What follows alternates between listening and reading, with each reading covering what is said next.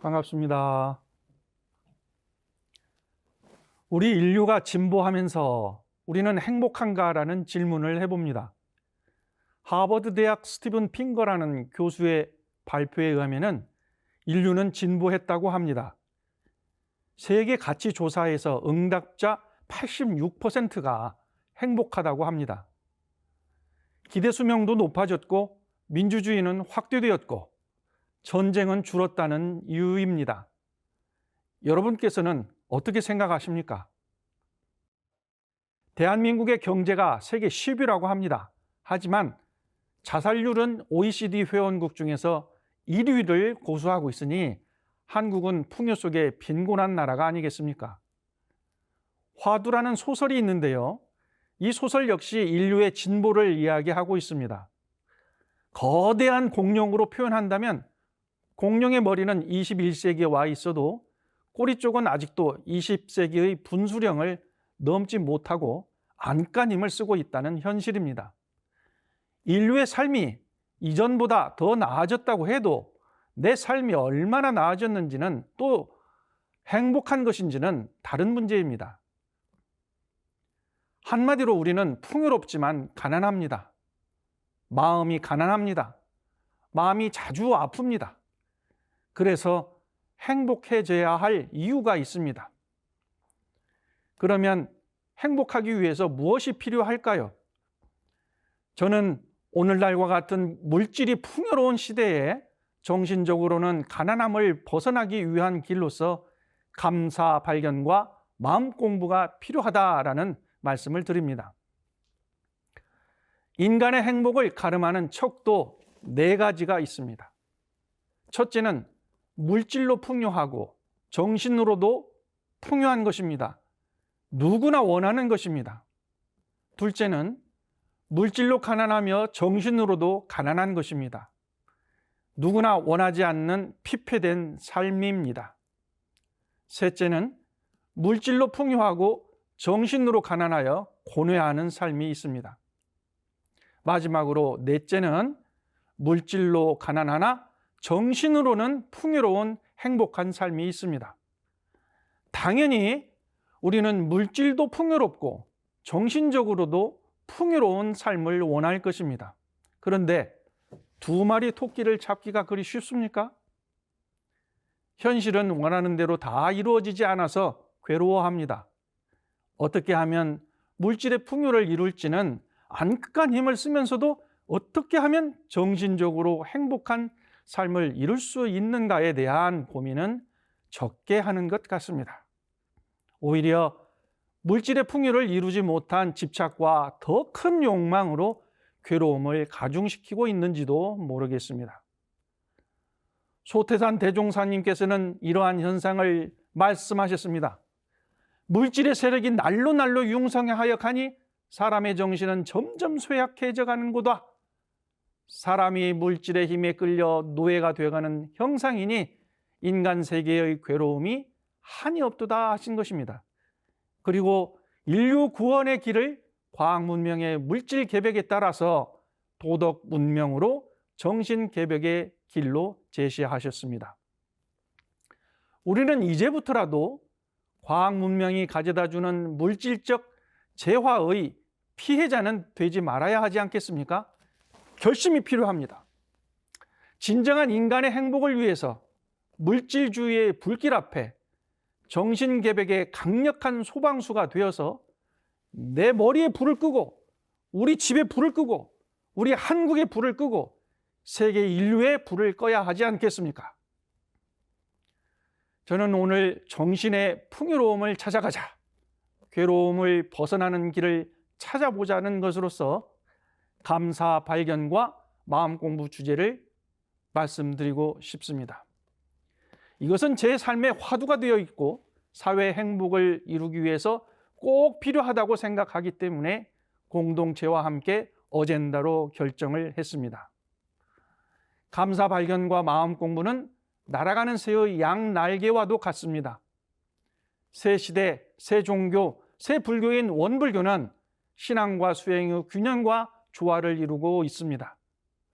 저는 감사 발견으로 신앙을 하고 마음 공부로 수행을 해서 정신적인 풍요로움을 만끽해 보자는 것입니다. 감사 발견이라는 것이 무엇인가? 제가 25살 때 어느 여름날이었습니다. 형님의 생사 확인이 급하다는 전가를 받았습니다. 저는 집으로 달려가기 전에 먼저 소태산 대종사님의 성탑 앞에 무릎을 꿇고 간절히 기도를 했습니다. 형님을 향한 간절함 속에 저도 모르는 기운이 온 몸과 마음을 감싸고 있음을 느꼈습니다. 그리고 나서 집에 도착했을 때에 형님의 모습이 드러난 시간이 바로 제가 기도했던 그 시간과 같았다는 것을 알게 되었습니다.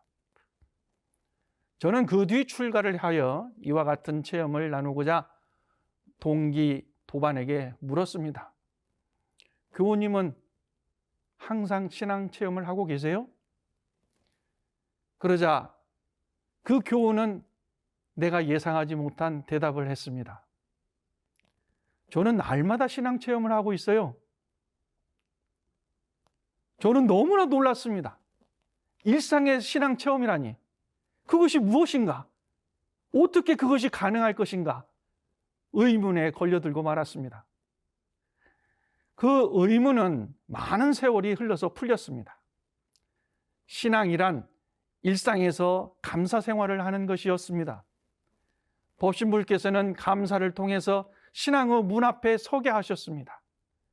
천지은, 부모은, 동포은, 법률은이라는 문 손잡이를 알려주셨습니다. 저는 사은의 문 앞에서 은혜를 몽땅 입은 피은자였습니다. 은혜를 알고 나서부터는 보은자로 행복했습니다. 배은자로서는 사죄를 해야 함을 알았습니다. 자, 감사 발견이 왜 행복한 것인가? 오늘 저는 천지님의 은혜를 발견하고 한없이 행복했던 체험을 전달하려고 합니다. 6년 전 낯선 제주도 국제훈련원에 부임을 하고 며칠이 지나지 않은 어느 날이었습니다. 문득 내가 물 마시고 밥하고 씻고 청소하는 이 수돗물의 원천 수원지는 어디인가 궁금해졌습니다. 그러다가 한라산 중턱에 있는 어승생이라는 수원지를 찾아가게 되었습니다. 때는 1월이라 눈이 내린 하늘과 산의 풍경은 기도하기 딱 좋은 분위기였습니다. 저는 청정한 마음으로 합장하고 내 생명의 물줄기인 근원인 물줄기를 보내주시니 감사합니다. 고맙습니다. 눈을 뜨고 고개를 들어 다시 기도했습니다. 나의 생명 물줄기를 내려주신 하늘이시여, 물을 걸러주시는 한라산이시여, 너무 고맙습니다. 들여 마시는 숨, 내쉬는 숨, 그것은 천지와 나를 행복 하나로 이어주었습니다. 햇빛이 있어서 신비한 풍경을 볼 수 있었고 벅찬 감동을 안고 돌아온 그날 밤 별빛 하늘을 올려다보았습니다. 우주 속에서 나는 겸손해졌습니다. 발을 디디고 있는 이 땅이 너무너무 든든했고 거대한 바닷속에 무한한 자원이 보이는 듯 했습니다. 천지님 은혜를 실감나게 발견했다는 것은 내 생존을 보장받은 것과 같았습니다. 천지님과 내가 없어서는 살 수 없는 관계에 있다면 이같이 소중한 은혜가 또 어디 있겠는가 하는 말입니다. 이 세상에 내가 만든 것은 하나도 없는데 천지님은 내가 살아가기 위해 그렇게도 많은 것들을 준비해 놓으셨구나. 그저 나는 마주한 날들을 감사하며 행복할 수밖에 없었습니다. 날마다 신앙 체험을 한다는 것은 항상 넘쳐 흐르는 은혜를 안다는 것이라서 감사 발견이 바로 행복의 발견이라는 것입니다. 그래서 저는 행복하기 위해 하루 감사 발견 내용을 5가지씩 일기로 적습니다. 구체적으로 천지연, 부모은, 동포은, 법률은으로 구별해 보니까 사실적이고 진리적인 사은신앙에 접근하게 되었습니다. 그것이 바로 행복 연습이고 그것이 바로 행복 실천이었습니다. 두 번째 주제인 마음 공부에 대해서 말씀드리고자 합니다. 우리 마음의 상태를 나타내는 세 가지 신호등이 있다고 가정해 봅니다. 마음의 푸른 신호는 기쁘고 자유롭습니다. 노란 신호는 주의를 해야 하는 신호입니다. 빨간 신호는 사고가 일어난 상태입니다. 노란 신호는 마음이 불안정하거나 욕망으로 갈등이 일어난다거나 우울하거나 외롭거나 짜증나거나 화나고 원망스러울 때일 것 같습니다. 그 노란 신호는 그 마음을 보살펴 푸른 신호로 돌아가라는 마음 공부를 하자는 그 뜻일 것입니다. 마음 공부의 길을 모르는 사람들은 마음 신호등을 제어하지 못하고 무시하고 회피하는데 술, 오락, 마약 같은 대용품을 쓰는 것에 몰두합니다. 그것이 반복되면 빨간 신호등에 묶여 괴로움의 늪에 빠지고 맙니다. 마음이 아픈 모든 증상을 우리는 괴로움이라고 말합니다. 괴로움은 고통이라는 외부의 압력에 의해서 생기는 것입니다. 예를 들어 돈을 잃게 되어 화가 일어난다. 사랑하는 사람과 헤어져서 슬프다. 병이 나서 몸이 아프다. 등등의 고통을 말합니다. 고통은 이미 일어난 현실과 사건에 의해서 발생하는 것이기 때문에 돌이킬 수 없는 사실입니다. 이 고통에 대한 나의 대응과 반응으로서 괴로움을 느끼게 된다는 것입니다. 이 괴로움의 크기는 고통에 대한 각각의 개인의 반응에 따라 다릅니다. 저항을 세게 하느냐, 약하게 하느냐, 아니면 없도록 하느냐, 그 차이에 있습니다. 예를 들어 보겠습니다. 사랑하는 사람과 헤어졌을 때 오는 슬픔이라는 그 고통에 대해서 나에게는 절대 있을 수 없는 일이 벌어진 것이야 라고 강하게 부정을 하면 그만큼 저항이 세서 괴로움도 크다는 것입니다. 하지만 현실을 인정하고 헤어질 이유가 있어서 그런 것이야 라고 인정한다면 저항의 수치가 매우 적어서 그만큼 괴로움이 적고 빠른 시일 내에 마음에 푸른 신호가 켜진다는 것입니다. 불교의 첫 번째 화살과 두 번째 화살이라는 비유가 있습니다. 붓다는 범인과 다름없이 고통이라는 첫 번째 화살을 받기는 하지만 두 번째 화살은 받지 않아서 괴로움을 벗어난다는 것입니다. 그러나 어리석은 중생은 현실을 부정하면서 저항하기 때문에 화살을 두 번 맞는 아픔을 겪게 됩니다. 그래서 행복과 괴로움에는 각각의 공식이 성립됩니다. 행복은 쾌락 나누기 집착이고 괴로움은 고통 곱하기 저항이다. 행복은 쾌락에 대한 집착이 커질수록 행복은 적어집니다. 그리고 괴로움은 저항이 커질수록 그 괴로움이 커집니다. 이 간단한 연산 법칙에 의해서 우리는 집착과 저항을 적게 할수록 행복해지고 괴로움은 벗어난다는 원리를 알 수 있습니다. 나의 집착과 저항이 무엇인가를 알아차리는 것, 그것을 다스리는 일이 마음 공부의 중요한 키워드가 될 것입니다. 저는 감사발견 일기를 기재하듯이 마음 공부도 일기를 기재하면서 합니다. 왜냐하면 우리의 마음은 지극히 미묘해서 잡으면 있어지고 놓으면 없어지기 때문입니다. 마음의 상태를 기록하게 되면 좀 더 명확하게 알 수 있으며 기록하는 동안 생각이 깊어지고 선후 본말이 다 정리되는 이로운 이점이 있기 때문입니다. 그럼 마음일기를 쓰면서 어떻게 마음 공부가 되는가 세 가지 일기법을 설명해 보겠습니다. 먼저 일기 자체가 습관이 되지 않아서 어려운 분에게 권해드리는 것은 일기 쓰는 것을 어렵게 생각하지 말고 마음 흐르는 대로, 생각나는 대로, 느낌대로 쓰면 된다는 것입니다. 첫 번째 일기 방법은 하루 3줄로 마음을 정리하는 방법입니다. 이 일기법은 일본의 의학계의 자율신경 분야 1인자가 처방전으로서 내놓은 것입니다. 그 하나는 오늘 가장 안 좋았던 일 한 줄 쓰고, 두 번째, 오늘 가장 좋았던 일 한 줄 쓰고, 세 번째로 내일의 목표를 단 한 줄로, 그것도 손글씨로 쓰는 작업입니다. 이 일기를 쓰게 되면은 흐트러진 자율신경계가 바로 잡히면서 심신이 안정된다는 것입니다. 저도 직접 써보았고 몇 분에게도 권해봤기 때문에 실제 효과가 있음을 알 수 있었습니다. 두 번째로 온삼마음일기를 소개합니다. 이 온삼마음일기는 4가지 마음의 창을 건너가면서 자기 마음의 세계를 발견하고 타인과의 관계를 행복하게 합니다. 이 일기는 자신의 감정이라는 것이 내면을 일깨워주는 신호로 간주하고 분별심과 판단에 묶여 있었음을 주목하도록 합니다. 마치 지하실에 있었던 자신이 거실로 문을 열고 들어와 있음을 알게 됩니다. 누구도 나를 괴롭힌 사람은 없다라는 사실을 알게 해줍니다. 제가 어느 날 점심을 서둘러 먹고 나갈 일이 있어서 김밥집에 가서 주문을 하고 기다렸습니다.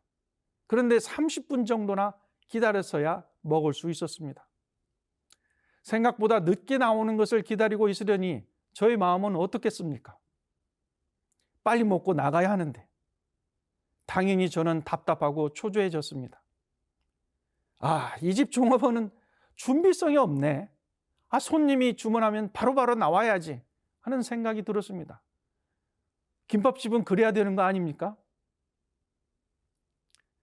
저는 그날 저의 답답하고 초조했던 저의 마음을 돌이켜보면서 온삼일기를 기재하였습니다. 그 온삼일기의 실례를 간략히 설명해 보겠습니다. 첫 번째, 현실의 창입니다. 이때 나에게 일어나는 감정은 답답함과 초조함이었습니다. 현실 상황은 종업원이 음식을 너무 늦게 만든다라는 것입니다. 두 번째, 생각의 창입니다.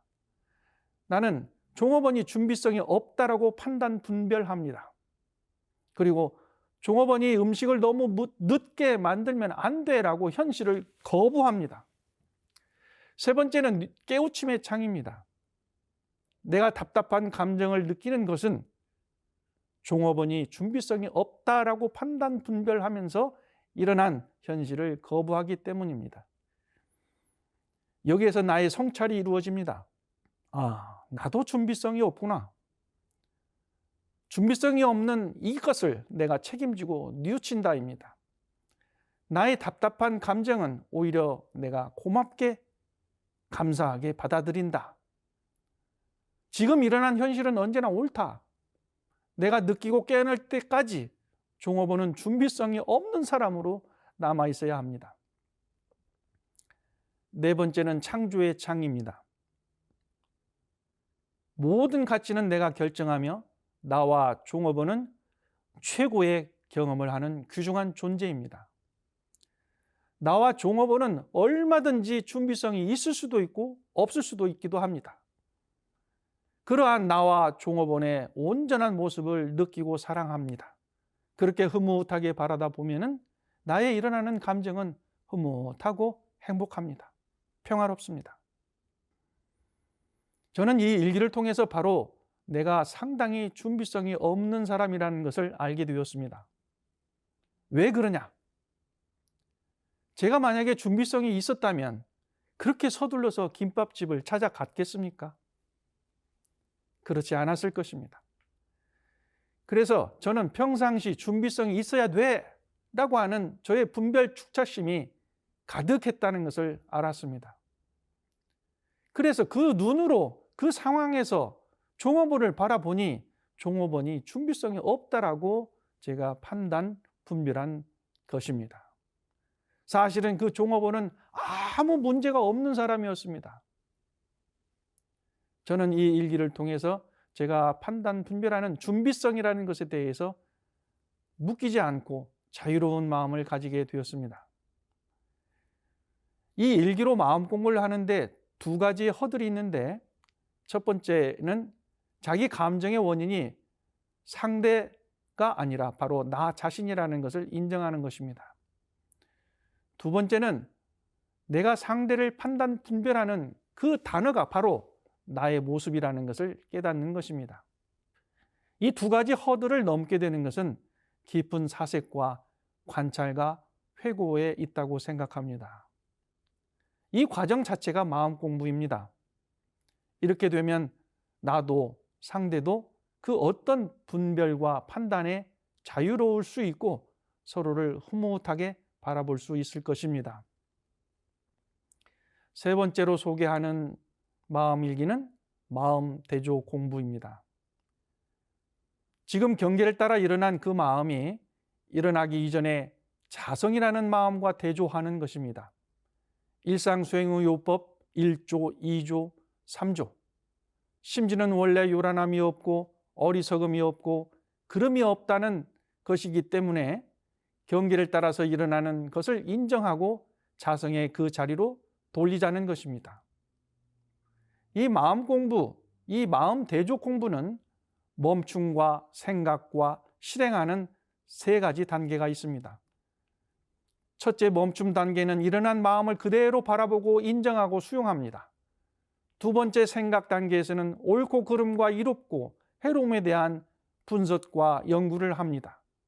세 번째 실행 단계는 반응했던 나의 생각과 행동을 돌려 세우는 것입니다. 이를 정리하자면 온전한 생각으로 취사를 하자는 것입니다. 생각해 봐야 할 점은 자성의 세계, 즉 견성을 하지 못한 사람이 경계가 일어났을 때 그 마음을 어디로 세우자는 것입니까? 예를 들자면 오는 방송국이 어디인 줄 알아야만 그곳으로 갈 것이 아닙니까? 그렇기 때문에 부지런히 자성, 성품, 이론상의 진리 자리를 깨우치는 데 노력을 해야 할 것입니다. 자성의 자리를 아는 사람은 한 마음이 일어날 때 바로 묵조하고 한 생각을 거두어 들이는 것이 빠릅니다. 바로 번뇌가 쉬고 바른 판단을 하게 되는 것이 일상생활이 되는 것입니다. 지금까지 저는 감사발견과 마음공부에 대해서 말씀드렸습니다. 감사발견과 마음공부는 신앙과 수행의 양날개와 같이 균형 있는 삶이라고 말씀드렸습니다. 감사발견은 행복을 이루어가는 길입니다. 마음공부 일기 기제는 집착과 저항을 줄여서 괴로움에서 벗어나게 합니다. 또한 감사발견은 타력을 찾는 길이고 마음공부는 자력을 갖추는 길입니다. 자력이 있으면 타력을 입기 쉬운 관계에 있습니다. 비유하자면 학생이 질문하고 배우고 알고자 하는 의지가 있을 때 교사가 더 많이 알려주는 것과 같습니다. 청정한 지혜로운 마음으로 자력을 갖추어서 한없는 사하님의 은혜에 꽃다발을 한아름 받으시길 기원드립니다. 여기 성주에 한 구절이 있습니다. 거래 각도 무궁화, 가고 오는 길 깨우침의 그 길에 무궁화가 피었네. 무궁화 꽃이 피었습니다 하면 그 자리에서 멈추어야 합니다. 움직이면 아웃입니다. 무궁화가 피어 있음을 아는 것이 바로 감사 발견입니다. 그 자리가 바로 꽃자리입니다. 더 이상 욕망에 끌리지 말고 멈추는 것이 마음 공부입니다. 무궁화가 피어 있음을 아는 것이 바로 감사 발견입니다. 감사합니다.